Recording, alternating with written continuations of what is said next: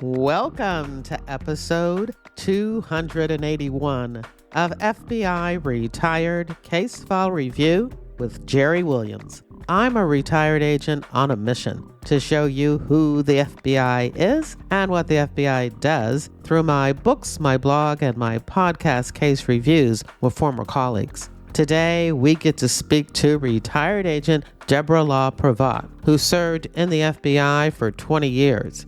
In this episode, she explains the difference between oligarchs and kleptocrats, breaks down the indictment of former FBI Special Agent in Charge Charles McGonigal, and reviews the Nigeria OPL 245 oil-filled bribery case. The investigation involves two major oil companies charged with paying government officials to license the natural oil resources originally gifted by former Nigerian military ruler Sani Abacha to his son and to the country's oil minister. Debra spent most of her career working forfeiture matters and international corruption investigations. She was appointed as a supervisor in the International Corruption Unit at FBI headquarters, focusing on investigating greed that fuels war crimes and atrocities. Debra LaPrevotte is the co-host of A Nation for Thieves, a podcast that dwells into how she recovered over $1 billion of dirty money and helped create the FBI's first kleptocracy unit, exposing the world's most corrupt kleptocrats. You can listen to A Nation of Thieves wherever you get your podcast. Before we get to the case review, don't forget I still owe you another episode for February. So next week, look out for part 1 of a case review on the hunt for FBI top 10 fugitive Whitey Bulger. I also want to let you know how much I loved my recent trip to New Zealand and Australia. I especially want to give a shout out to longtime listeners to FBI Retired Case File Review and my favorite New Zealanders, Shona and Simon Garwood, who met up with me and my husband in Napier, New Zealand, and took us on a 5-star tour of the area and gave us some wonderful mementos of our visit to their beautiful country. Thank you, Shona and Simon. I'll share more of my trip along with a review of the Hulu Chippendale series in my March email to Reader Team members. In your podcast app's description of this episode, there's a link to the show notes, as well as links to where you can join my Reader Team, buy me a cup of coffee, and learn more about me and my books. Thank you for your support. Now here's the show. I want to welcome my guest, Debra LaPrevotte. Hey, Debra, how are you doing? Jerry, I'm fine, thank you. Well, this is fantastic. Actually, this is your second time on the show. You were on the show for episode 151 when we also talked about kleptocracy and your time working as a member of the evidence response team. Because you have a new podcast out, A Nation for Thieves, I thought that we would revisit the topic again. Well, I'm so happy to be back, and I actually have to thank you because someone heard me on your podcast a few years ago, and that's what was the motivation behind my podcast.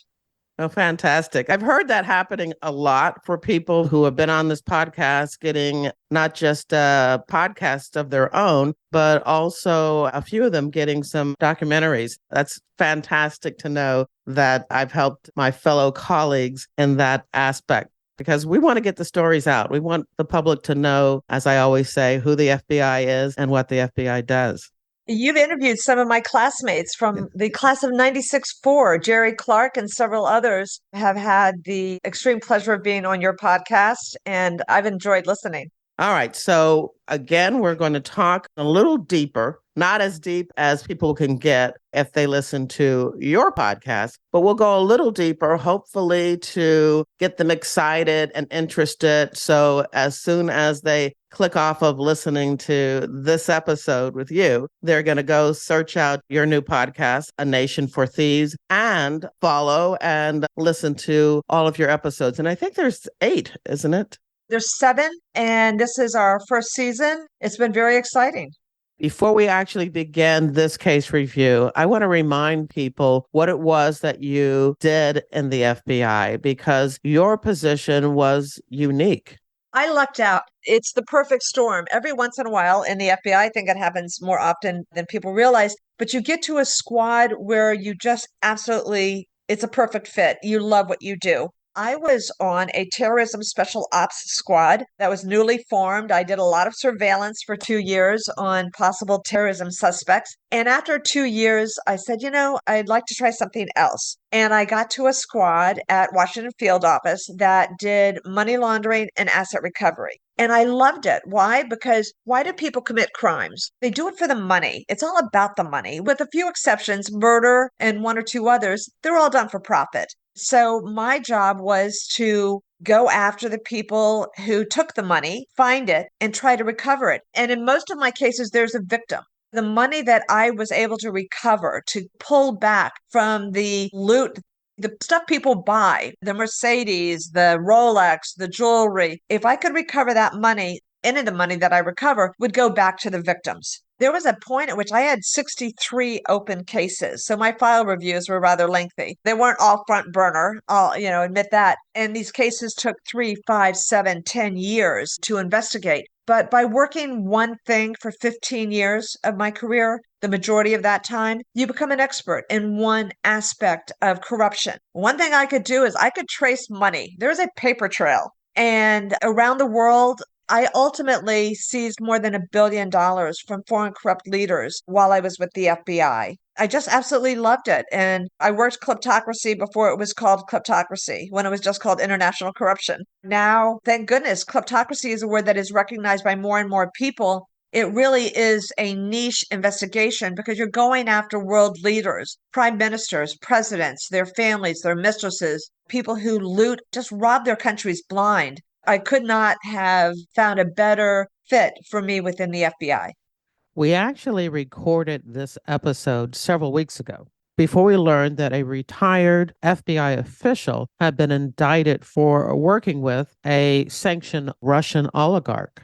And because we were talking in this episode about kleptocracy, and they're so related, kleptocracy and oligarchy, I thought I needed to have you come back and record something about this news event, even though I usually don't do current news, but it's just so related. I thought as people were listening to your case review on kleptocracy, they were going to be thinking about this case. So before we get into the case review about the kleptocrat that you investigated, I thought we would talk a little bit about this particular case as an insert to our original interview and case review.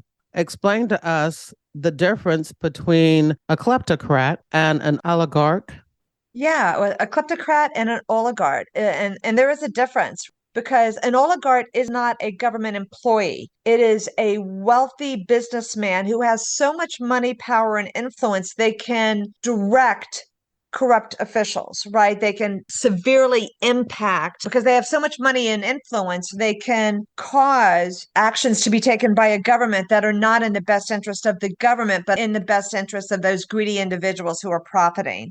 And Desperaska was the Russian oligarch that former SAC McGonigal was working with and for. Yeah, so a kleptocrat is a corrupt government official who puts their own personal profit and power above the good of their people. Where Russian oligarchs, Ukrainian oligarchs, other oligarchs are people who have probably profited from bribery, kickbacks, extortion, and other schemes, become multimillionaire to billionaires, and they use that money, power, and influence to facilitate corruption within governments and for personal profit. So the thing that they all have in common is their ability to use government resources to benefit either their own personal needs or their businesses by dealing with the government. Absolutely. And you have to remember, so many of the oligarchs made their money, especially in Russia and Ukraine, when state owned businesses privatized. And so suddenly, instead of being a state-owned oil company, you're owned by a oligarch who made all of their money in oil or mining or other formerly state-owned companies that became privatized, often privatized because they were well-connected individuals who kicked money back to people in charge of the government. So there's really a horrible marriage between oligarchs and politicians. And in this case, we happen to have a former SAC who used the knowledge of the inner workings of the US government while he was an FBI SAC to lobby illegally on behalf of a sanctioned person. The Russian oligarch, Oleg Deripaska, was sanctioned by the United States in 2018. And this is at the time when SAC McGonigal retired from the FBI.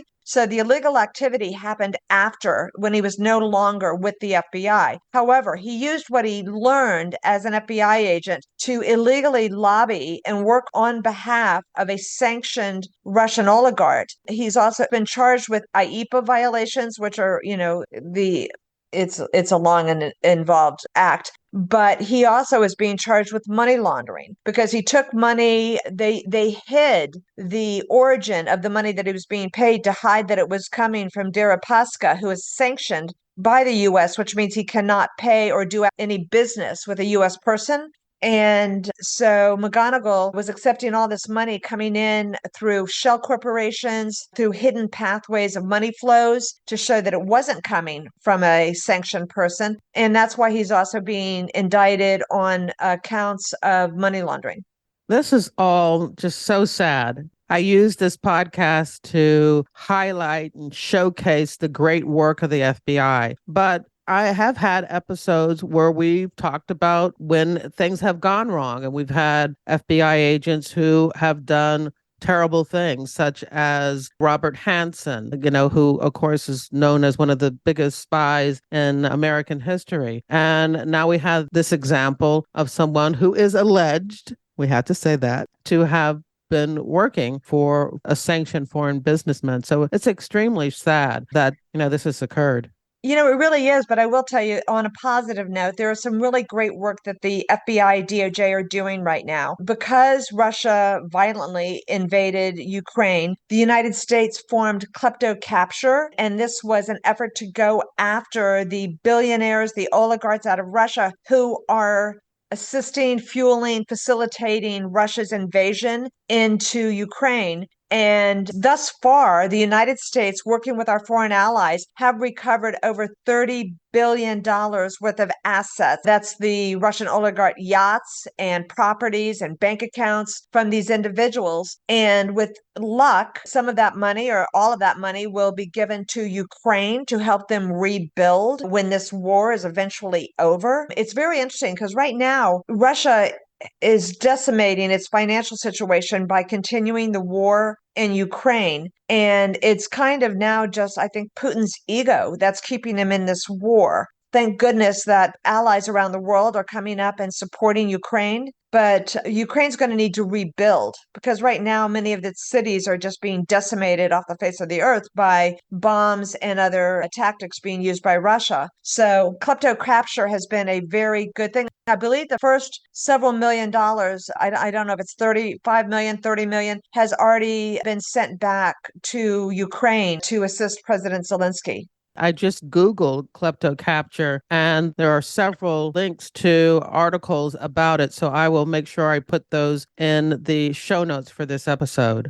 So it sounds like, and you had mentioned this, the main thing that kleptocrats and oligarchs have in common is greed. It is. And, if you look at so many of the problems of the world, obviously I look at foreign corruption, but I look at foreign corruption because of the impact corruption has on its civilian population, right? When money is diverted, look how many countries are just absolutely resource rich, and yet their people live in poverty.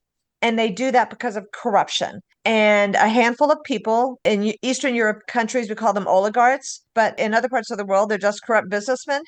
But, there are a number of oligarchs that are just billionaires, and they made their money usually through corrupt dealings. And yeah, greed is the underlying factor in all of these, both kleptocrats who use their resources for self-enrichment and those around the world, the rich businessmen who facilitate, enhance, and participate in the looting of state assets. All right. So the definition for a kleptocrat is a ruler who uses political power to steal his country's resources. So my question to you is Putin a kleptocrat? Well, yeah, he's a kleptocrat because it's not just the resources, although Russia is oil rich. And yes, I'm sure. Well, first of all, Putin is one of the richest men in the world. I mean, I think $20 billion they or so they assess his wealth at. He didn't make that from being a government official. And so, yes, he is definitely a kleptocrat because it's not just the looting the resources, it's looting assets, state assets. That could be bank accounts. It could be making sure that you're awarding contracts to people who are giving you a bribe or a kickback. And that could be construction contracts. It could be road contracts. So the broader definition of a kleptocrat is someone who really just puts greed and their own personal enrichment over the well-being of their populace. And unfortunately, so often that happens in resource rich countries, oil, gold, teak. The money happens to come from resources quite often.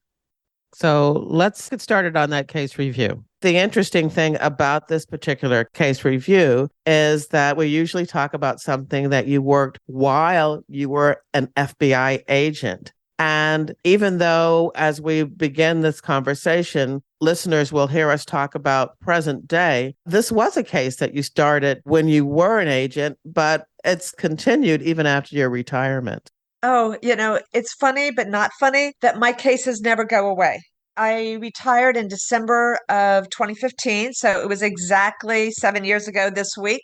And I have testified 4 times since I retired, twice for the government of Bangladesh, this time for Italy. I am still scheduled to testify again for the government of Bangladesh and for the government of Nigeria in this case. So my cases don't go away. I testify for free because I never want to be a paid witness. I feel that it would taint my testimony. I volunteer my time on this investigation, and these cases involve such large sums of money that they are very complex. They take a long time.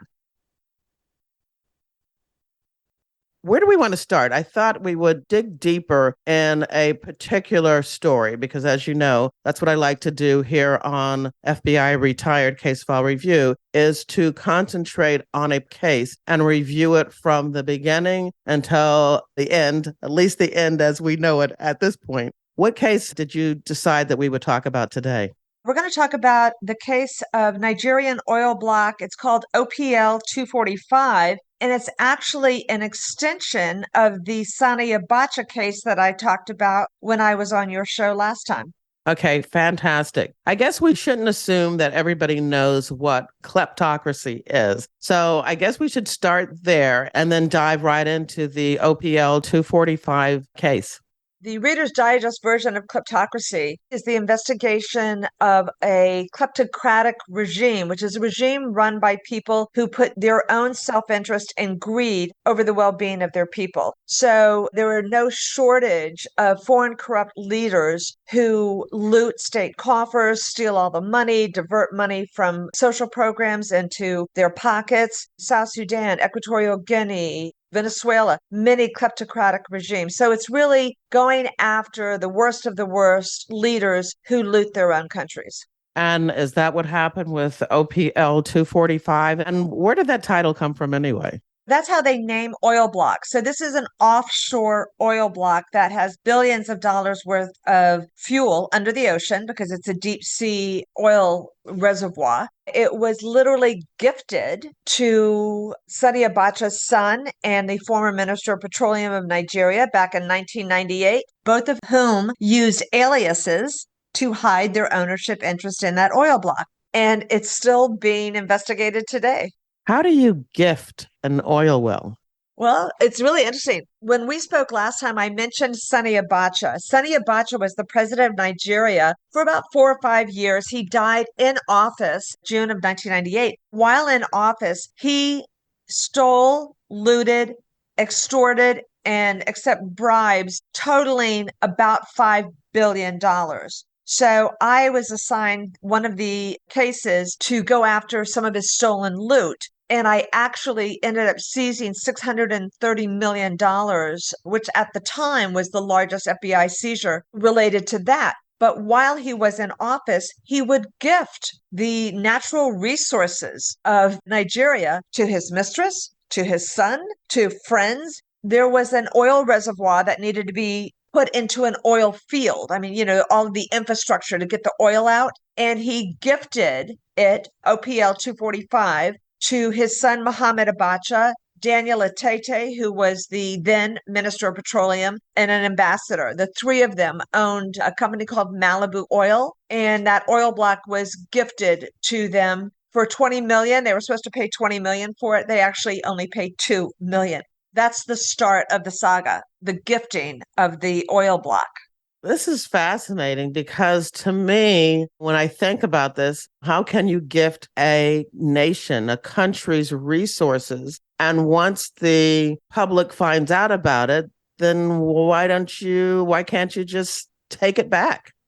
Well, actually, at one point it was. So, what was really interesting is President Abacha gifts this to Malibu Oil, and months later, he dies in office. So, Daniel Atete, who was the Minister of Petroleum, he no longer needed Mohammed Abacha, President Abacha's son, as a business partner. So, he literally erased him from the paperwork, and now he owned the oil block.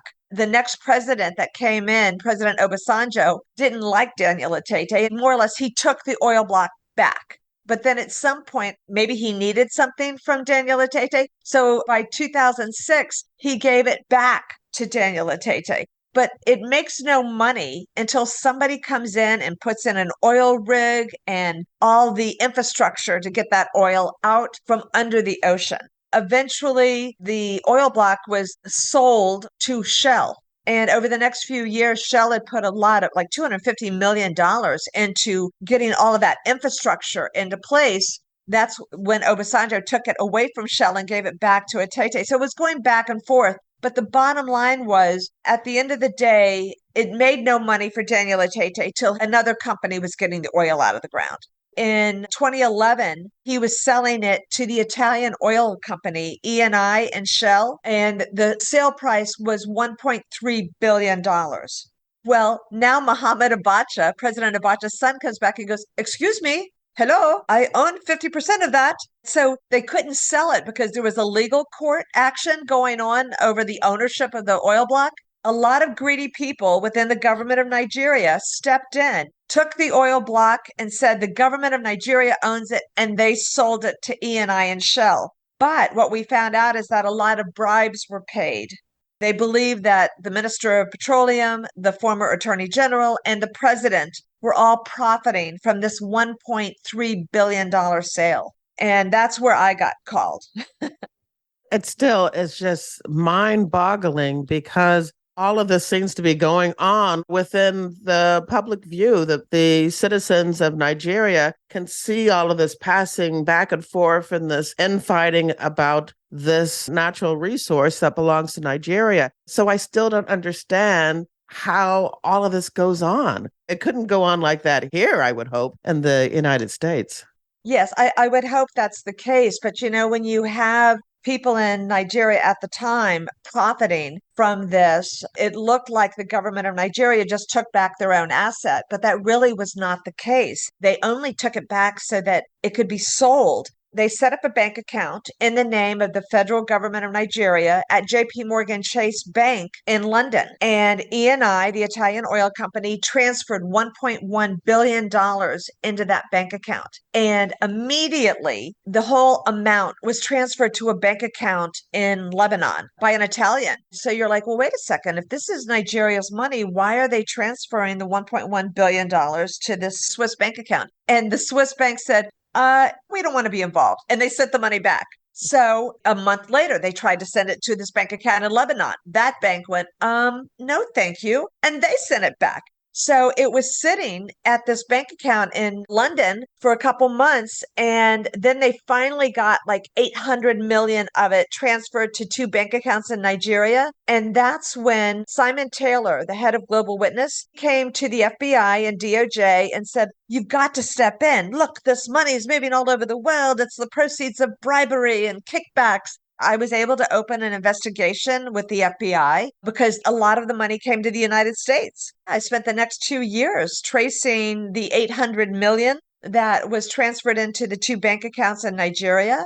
It bought a $58 million aircraft, which was registered in Oklahoma because that's where the FAA is, right? It was a Bombardier 6000, this huge jet. Here's the funny FBI stories that people don't know, but I put a tracker on that aircraft. I would get a phone call every time it took off and landed. My phone would ring at 2 in the morning and I'd get, "Agent LaPrevotte, this is 599073. We have a confirmation your aircraft has landed in Gibraltar." And I'm like, "Okay, thank you." I'd write it down, I'd go back to bed. And what I was trying to get is when that aircraft might land in some place that would enforce a seizure warrant from the United States, because I felt that the $54 million aircraft was the proceeds of bribery kickbacks. I was investigating the flow of money into the United States. All of this was US dollars, by the way, which gave us venue besides the fact that money was coming into the United States. They bought an armored car in Texas that sat there for years because it was illegal to ship an armored car to Nigeria. I did these interviews, I did the tracing of this money. And finally, in 2017, the Italian prosecutors were on the equivalent of an electronic intercept when they picked up somebody saying, "Well, we have to pay Fortunato." And Fortunato was their code name for Good Luck Jonathan, the president of Nigeria. So they opened an investigation in Italy saying that bribes were paid and kickbacks to officials in Italy at Eni, the oil company, to buy the oil block, and that they knew that bribes were being paid in Nigeria to facilitate the sale of this. In 2018, I was asked to testify in Milan. And I laugh. I spoke to the prosecutor, Fabio De Pasquale, the prosecutor in Italy. I said, "Fabio, are you flying me to Milan?" He's like, "Debra, we have no money. Maybe you testify by video." And so, yes, unfortunately, I testified by video from Washington, D.C. into the trial in Milan. The trial lasted 2 years. The law enforcement in the Netherlands raided the offices of Shell because Shell and Eni owned this oil block. And they got all these emails that showed they knew where the money was going and who was profiting from a lot of the money from the sale of this oil block. The question that I'm thinking, and I think other listeners are, who is profiting? You talked about the current, at the time, president of Nigeria, but it sounds like with all these planes and armored cars and things being purchased, that there are a lot of people who are being paid bribes for this transaction, this purchase of this oil block by these different companies such as Shell. And you said it is an Italian company? The Italian oil company, Eni, the largest Italian oil company. Shell had already put $250 million or more into developing this oil field. So Shell and Eni went in together, and Shell, like, "Well, we've already put this money into it." So Eni transferred the $1.1 billion into the bank account at JP Morgan in London. And immediately the entire amount was transferred out of London to an account in Switzerland. Right there, you're like, "I'm sorry, if this is Nigeria's money, why is it going to the bank account of an Italian?" And as I said, it kept being sent back. So, yes, the premise was that officials at Eni were getting a payday and benefiting, but also that several people, the Minister of Petroleum, the former Attorney General of Nigeria, and the President of Nigeria were all profiting on the Nigerian side, which is why the government of Nigeria stepped in and took control and ownership of the oil block just for the purposes of being able to sell it. And then, of course, Daniel Atete is the one who bought the $54 million aircraft, the former Minister of Petroleum. A lot of people in Nigeria appeared to be profiting from the sale of this national asset. Tell me more about this Daniel Tate. Is that his name? Yeah, he was the Minister of Petroleum at the time, and he's really an interesting character because he's been found guilty. I think in France, they charged him with money laundering years ago, and he was found guilty. So he is a convicted felon in France for money laundering. He had already been found guilty at the time that some of this was going on. He's still free and clear today. France never got him back to serve time there. He just won't go back to France. And he's never been charged or prosecuted in Nigeria because, of course, look, everybody who was profiting from the sale of this oil block included apparently the Minister of Petroleum, the Attorney General who would be charging him. Mohammed Adoke was the Attorney General under Goodluck Jonathan while I was investigating this oil block. And I could not even ask for evidence out of Nigeria at that time because my request for evidence would have gone to him. So I had to wait till he was out of office until President Buhari took office and replaced Goodluck Jonathan before I could ask for evidence and expect to get legitimate evidence out of Nigeria related to this oil block. Well, this sounds very complicated when it comes to tracing these international funds. What is the ability and the role of the United States in fighting this type of international corruption? Why are we in the fight? Well, first of all, we're signers on UNCAC, the UN Convention Against Corruption. So, yes, we do help our foreign partners. I had already opened a case on trying to recover President Abacha's stolen loot. We were successful in recovering a large sum of that. This was just DOJ and FBI agreed that since a lot of the money from OPL 245 came into the US financial system, that we would open an investigation. It turned out to be very fortuitous because my tracing was part of the evidence used in the case brought in Italy. What are the roles of these corporations when it comes to something like this? I mean, did Shell and E&I admit to paying bribes and what they were doing? No, and that's what brings this case up to today. In 2017, E&I was charged with facilitating bribes and other allegations in Italy. Just this year, they were acquitted by the Italian court. There are several people who feel very strongly that bribes were paid in Italy to get that acquittal. What's interesting is the use of lawfare. I don't know how many of your listeners are familiar with that. Lawfare is when the law is used against the good guys. We have two examples of lawfare. Fabio De Pasquale, the prosecutor, after the acquittal, he and his assistant prosecutor have been charged falsely, we believe, with withholding evidence. But what that did is it removed them from the appeal process. It kept them from bringing an appeal. So a new judge was brought in and she just dismissed the case. She's like, I don't even know why we're investigating this. This is a waste of the government's money. So now an appeal is not going to be brought for that acquittal in Italy. And so many people are up in arms. My Nigerian colleague, Lanre Siraju, he took the evidence that was presented in the court in Milan and made it public in Nigeria. He was falsely charged with providing fake documents. He's like, fake documents? What do you mean fake documents? This was the evidence presented in court in Italy. Here are two countries, Italy and Nigeria, that are using the law to squash anti-corruption activists. Not only that, 4 months ago, Lanre woke up with a shotgun to his head. 5 armed gunmen broke into his home in Nigeria, threatened him, his wife, his 2 children, and his sister-in-law were in the house at the time.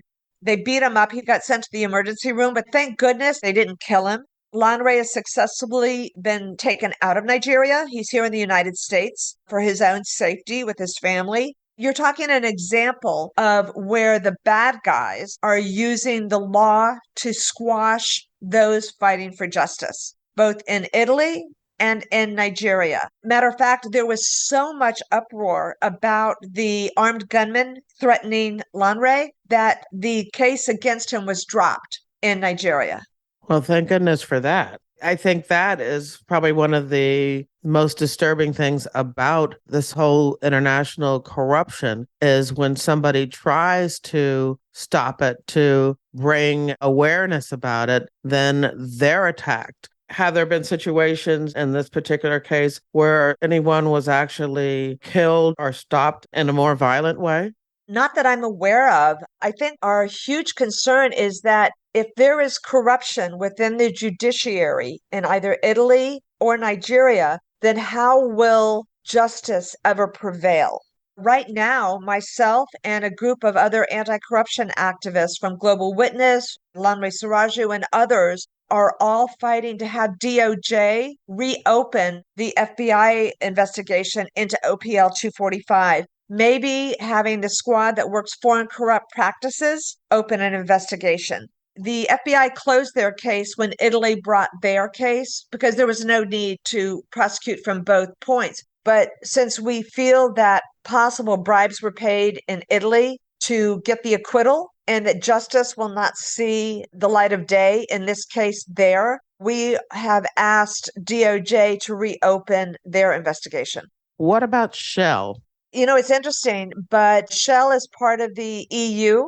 I mean, because they're based out of Amsterdam in the Netherlands. Since Italy is part of the EU, the authorities in Amsterdam will not bring a case because both being members of the EU, they think it would be double jeopardy. So that's why we think the only place Eni and Shell will face justice is if DOJ brings a case. Is there a statute of limitations? Is there time ticking to get this indicted and charged by DOJ?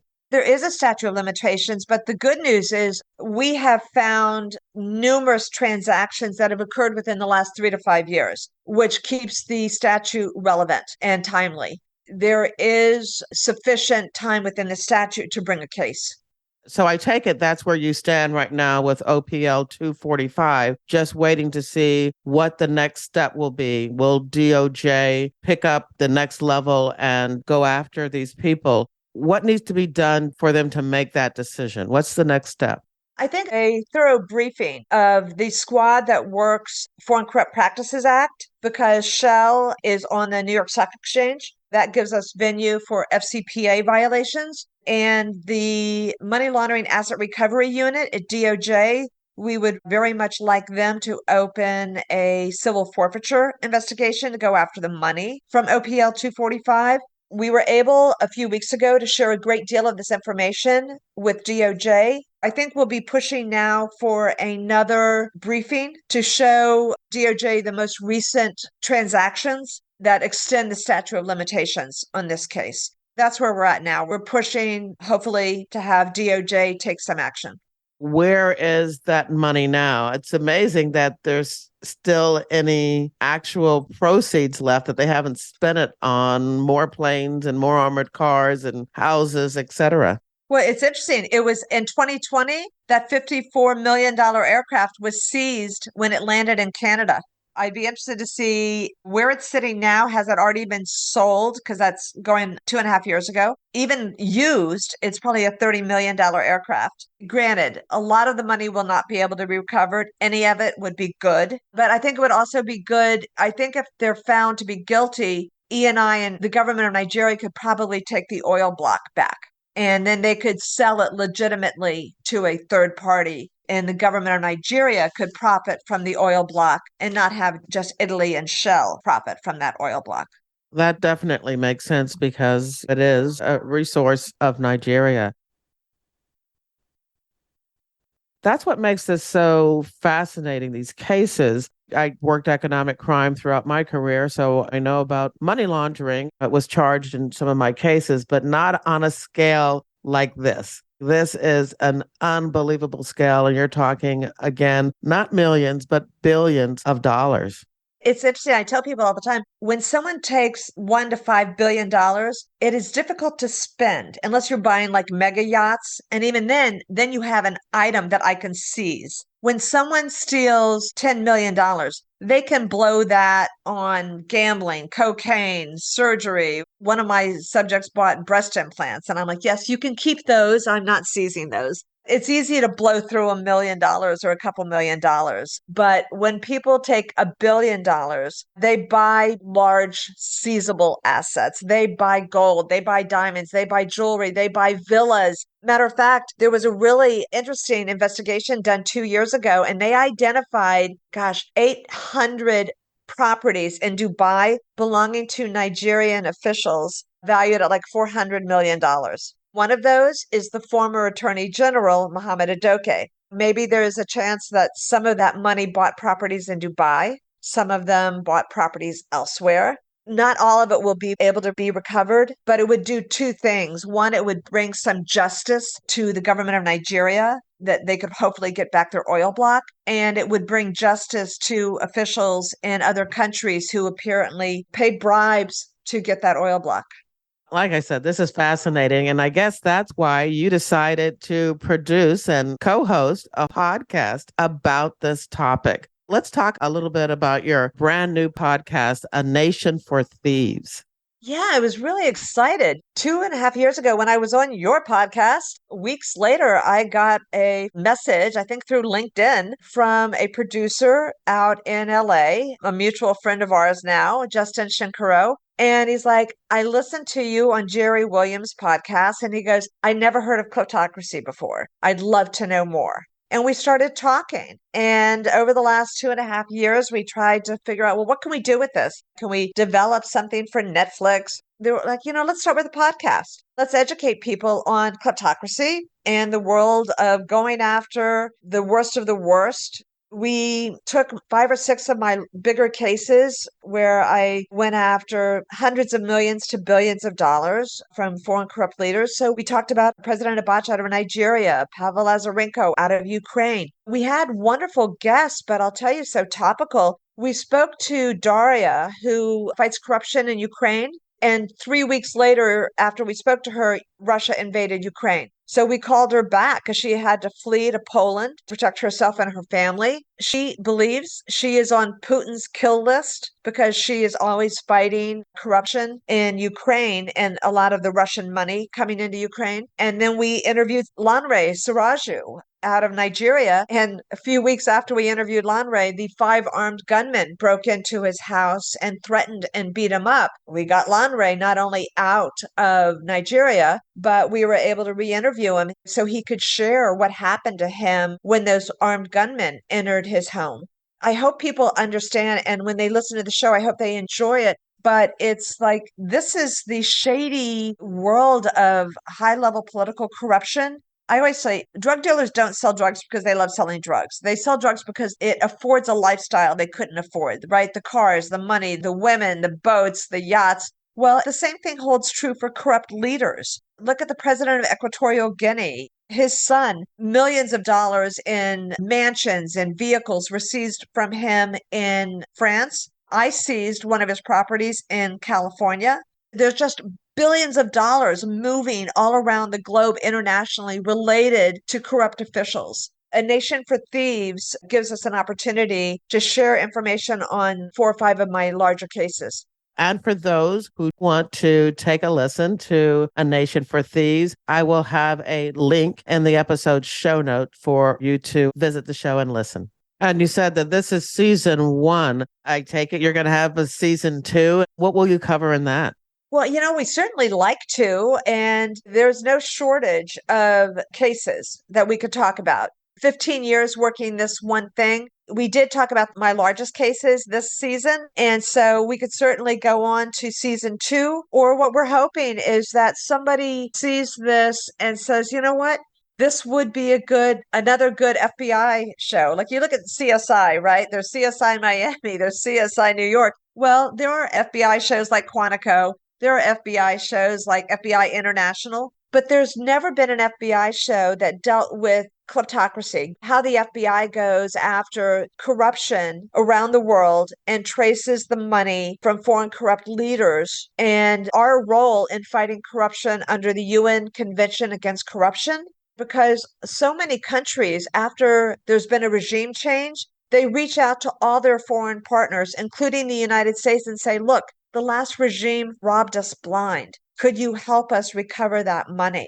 That's what kleptocracy is all about, going after the corrupt foreign leaders and trying to recover the money that was looted by them and returning it to those countries. Does that money have to have gone through the U.S. banking system for the FBI or DOJ to become involved in that type of case? Well, there has to be some venue. What's really interesting is almost always in these countries, the money moves in US dollars. I currently work South Sudan, and no one wants South Sudanese pounds outside of South Sudan. When you're trying to get millions or billions of dollars out of a country into what someone considers a safe haven, 90% of the time it moves in US dollars, therefore hitting US financial institutions, thus giving us venue. But we also have venue when a company that's on the New York Stock Exchange, like Siemens back in the day, admitted to paying bribes. When I seized money out of Bangladesh that was paid by Siemens, I had venue because Siemens wanted to be on the New York Stock Exchange, but the money moved in US dollars as well. A lot of times they'll use an AOL email or a Google email. And so it's very likely that those emails exist on a US server and were facilitated through the US. There's so many different ways the US could have venue. But yes, for me, going after the money, it really helps that the money leaves in US dollars and could hit like 3 to 5 financial institutions within 1 or 2 transactions. I know we covered this the last time, but I thought I would ask you again to tell us why and when you joined the FBI. Oh my gosh, in a galaxy far, far away, right? So, oh, my EOD, my entry onto duty date, it was November 11, 95.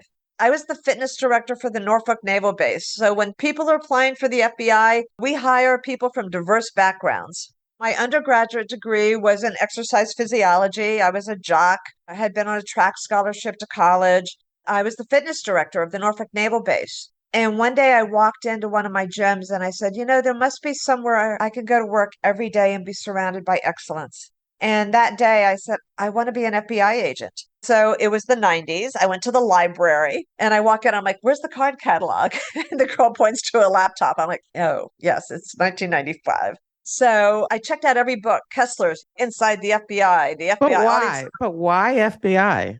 they're the best. I know, but had you met an agent? Had you had any interaction with agents in your job at the Navy base?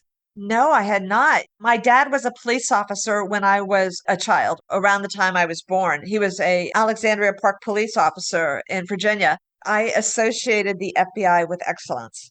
So when I decided to want to be in law enforcement, the FBI was obviously my first choice.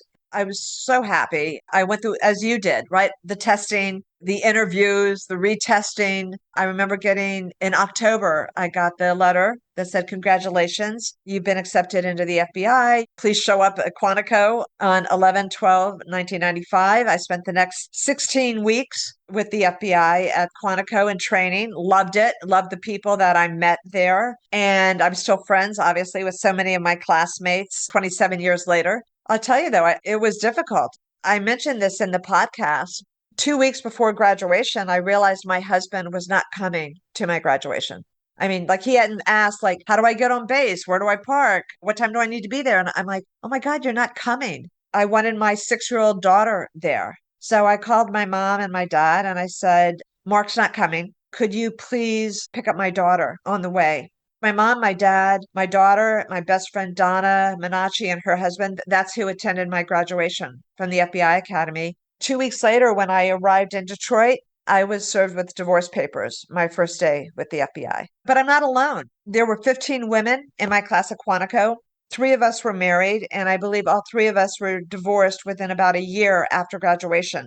Luckily, I think that was already 27 years ago, and that times change and that more men are willing to follow their wives when they get relocated. My first office was Detroit, Michigan. My husband didn't want to move, even though he had said he would. It was a really tough first 2 years. And where were you living? Were you down in the Norfolk area? Yeah, I was You in Chesapeake, Virginia. And the first time they said, you're going to Detroit, Michigan, they made their hand like a mitten. And I'm like, why? They're like, yeah, Michigan looks like a mitten. I'm like, oh, well, yes, it does. I was actually north of the border with Windsor, Canada. So I was like, oh my goodness, I'm north of Canada. But you know what? I met phenomenal people, just phenomenal people when I got to Detroit. I have to say, I love the FBI. I am very disturbed by some of the things that are going on in the FBI now, but the FBI I worked for was a remarkable place to work and absolutely loved my time with the FBI.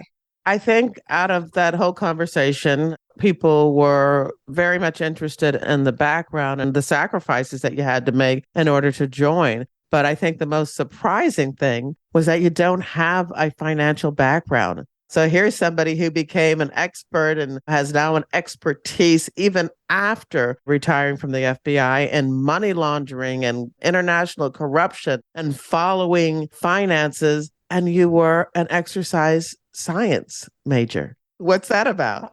Well, it's funny because I did go back. I got a master's degree, but I got my master's degree in forensic science because I was on the FBI's evidence response team. But the bottom line is, we hope that the FBI hired us because we were smart women. And you know what? You can follow a paper trail. I think my strongest assets were tenacity. It's like, I'm not going anywhere. I'm going to stay on this case. Anyone who's worked the international cases knows it takes, from the time I ask for records, it could be a year before I get them out of Switzerland, out of Antigua, out of other foreign jurisdictions. You just have to not leave. You have to work one thing and become really good at it. Yes, I did not come from a financial background, but you learned. The FBI sent me to complex financial manipulation training and other classes on investigating white collar crime as well as money laundering. They did teach this old dog new tricks. And of course, the concern now is you've got all this expertise and all of this knowledge, in addition to volunteering to testify at different international corruption trials. What are you doing with that knowledge?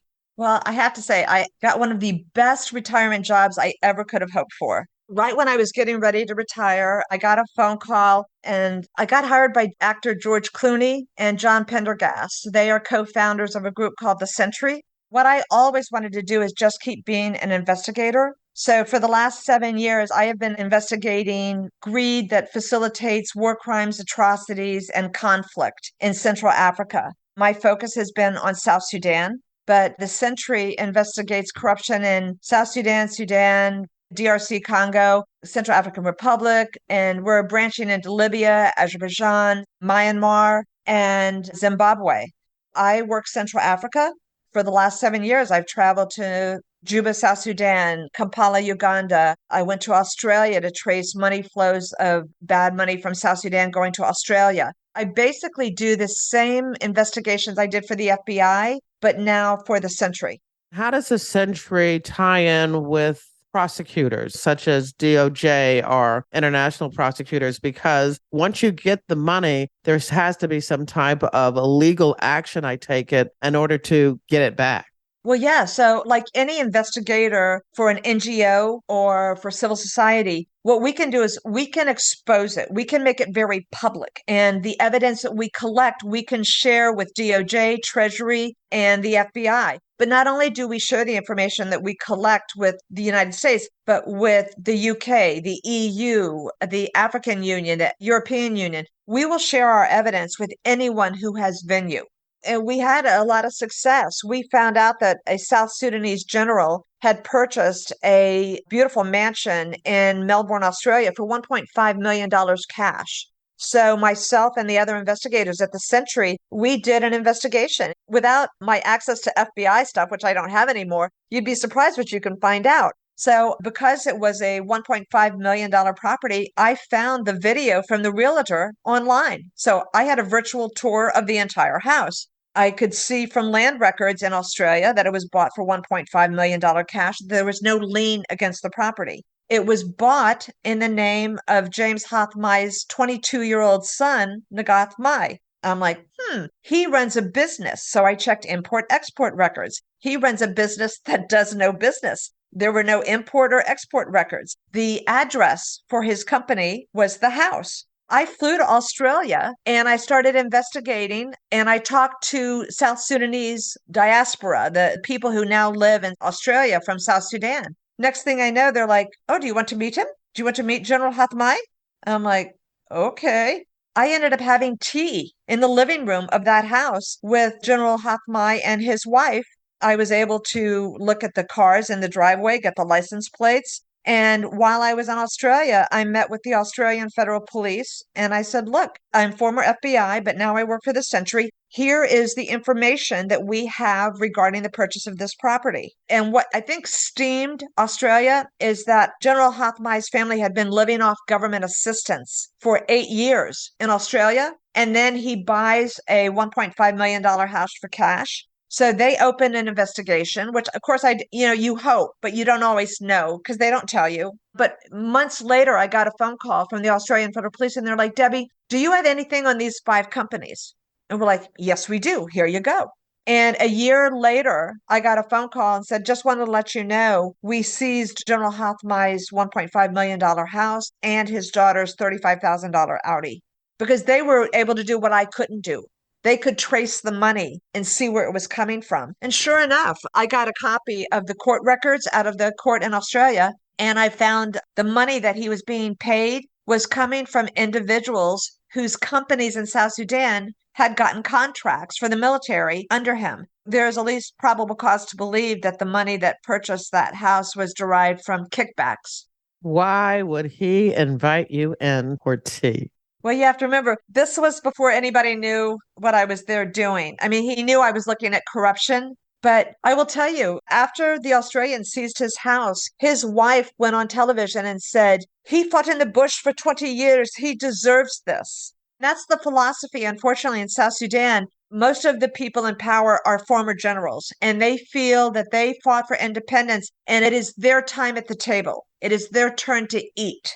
And because of that, South Sudan has been dubbed the most corrupt country in the world for the last 2 years by Transparency International on their perceived corruption index. I mean, when you're the most corrupt country out of 183 countries for 2 years running, that just shows you how much corruption there is in South Sudan. If it weren't for NGOs like the Sentry, who are there and their only job is to expose that corruption, we hope that the evidence that we collect can be used at some time for an international tribunal, for a corruption court, maybe the International Corruption Court at The Hague.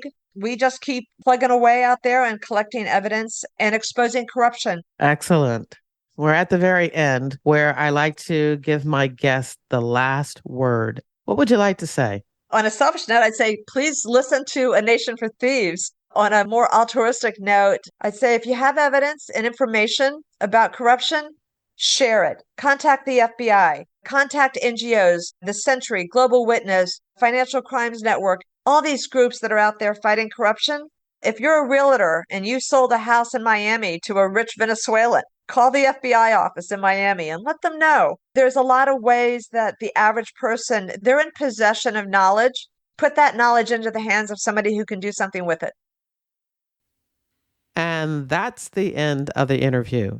In your podcast app's description of this episode, there's a direct link to the show notes where you'll find a photo of Debra LaPrevotte, links to articles about oligarchs, Kleptocrats, OPL 245, and of course, a link to where you can listen to Debra's new podcast, A Nation for Thieves. I hope you enjoyed the interview and that you'll share it with your friends, family, and associates. You can show me just how much you liked it by buying me a coffee. There's a link in your podcast app's description of this episode, or you can visit jerrywilliams.com and tap on the little coffee cup icon in the bottom right-hand corner of my website. Don't forget to follow FBI Retired Case File Review on your favorite podcast app. Now, this podcast is all about true crime, but if you're also interested in crime fiction, once a month via my reader team email, I keep you up to date on the FBI and books, TV, and movies. When you join my reader team, you get access to my FBI reading resource, a colorful list of more than 70 books about the FBI written by FBI agents who have been guests on this podcast. There's nonfiction, crime fiction, true crime, and memoirs. You'll also get my FBI reality checklist, where I debunk 20 cliches about the FBI and receive news about what I'm up to and about my FBI nonfiction and crime fiction books. I want to thank you for listening to the very end. I hope you come back for another episode of FBI Retired Case File Review with Jerry Williams. Thank you.